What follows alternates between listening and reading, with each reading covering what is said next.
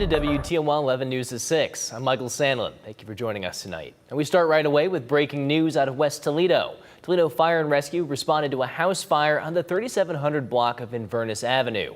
The home is located off of Burn and Door near the Inverness Golf Course. Around 4 o'clock this afternoon, a call came in for a second floor house fire.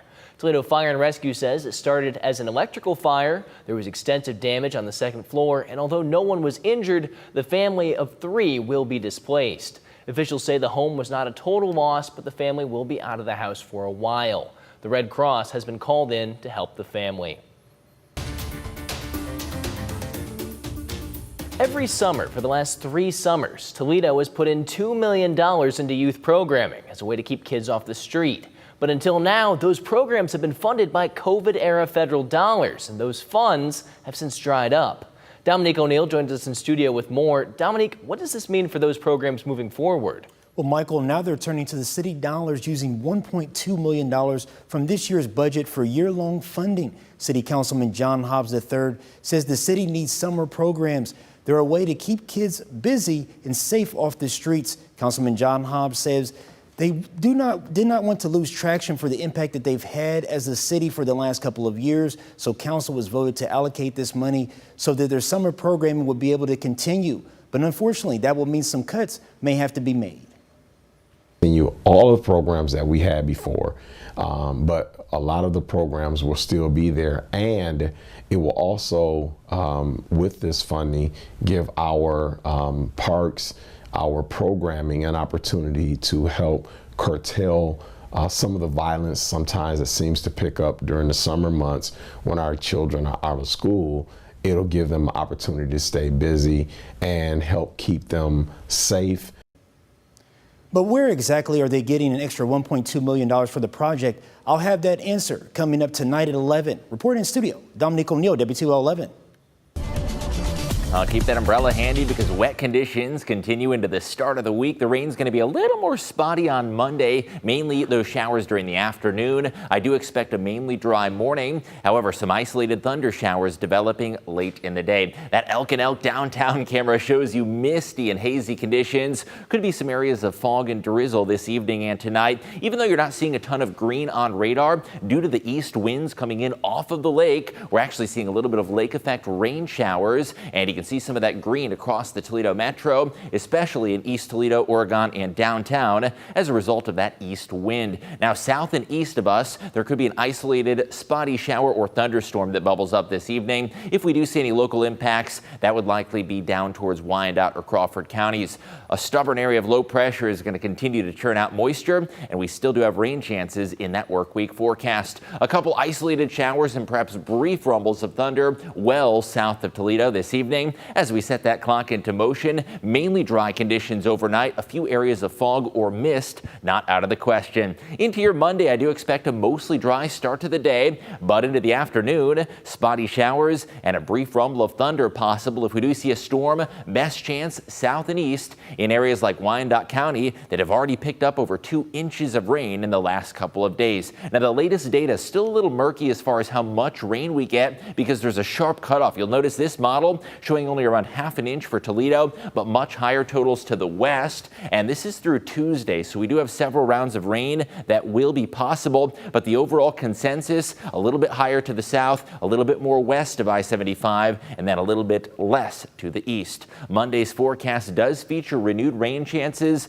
Those showers and storms most likely going to be during the afternoon and evening time frame. Not going to be quite as cold and windy tomorrow. We're going to be in the mid-60s. Still a light northeast wind, but not going to be as blustery as today with winds of 0 to 10 miles an hour. Rain most likely late day, spotty showers, and perhaps a brief thunderstorm that will be possible. Next 4 days, we keep the damp conditions in the forecast. Tuesday, scattered showers and 64 degrees. Finally, a change in the weather pattern ahead for your Wednesday. Temperatures climbing up into the 70s. Thursday is going to be bright and beautiful, but the northeast wind will return as a weak cold front drops us back to the 60s. However, as we kick off the biggest week in American birding, sunshine and temperatures in the 70s will be a nice treat. 67 for your Friday, and then into Mother's Day weekend, the forecast is looking beautiful. In fact, a first look at your Mother's Day does feature dry conditions, temperatures in the middle 70s, and a sunny and milder day. Now, the winds could be light out of the northeast, so it may be a few degrees cooler near the lakeshore, but overall it is looking like a brilliant day and a sign of a milder midway weather pattern. Into next weekend, a couple of days in the 70s, we could climb close to 80 degrees by the tail end of that forecast. Spotty showers possible by next Tuesday, but overall, as we gear up towards the spring planting season, a number of dry days and a warmer weather pattern through the middle of the month. We'll be right back.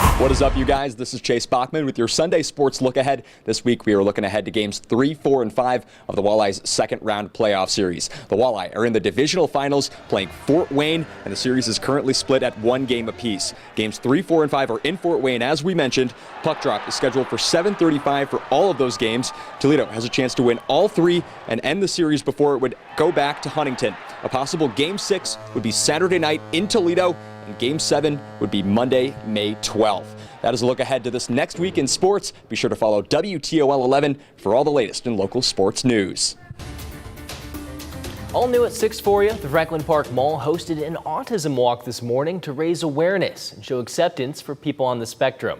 The walk brought almost 200 people together to show their support, along with a resource fair offering resources from local groups that can lend a hand.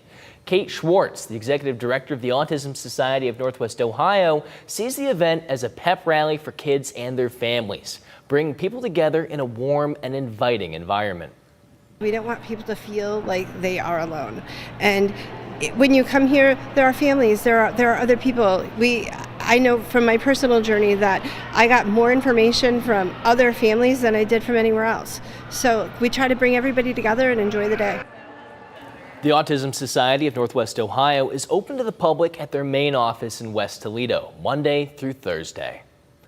The Maumee Valley Habitat for Humanity came up with a fun way for people to support its next women's build today by inviting the community to shop local businesses. The store hosted its second Sip and Shop, bringing in around 20 local vendors selling art, clothing, and baked goods. Proceeds go toward their Women's Build, an event that seeks to empower women and their strengths while building homes. It's a chance to not only support Habitat for Humanity's mission, it also highlights local businesses. All right, John, with that being said, not necessarily the best day to be outside. Not at Probably all. a good day to get inside and do some shopping, huh? Yeah, for sure. Definitely indoor plans. And the wet weather is going to continue into the start of the upcoming week, but we do have a lot of sunshine to look forward to. And Mother's Day weekend going to be a lot warmer as well. Look at that. That's a good gift for Mom right there. Yeah, quite the change in the weather pattern. Looking forward to that warm up. All right, everybody. Well, we'll see you again here at 11 for our full show. We will see you then. Take care.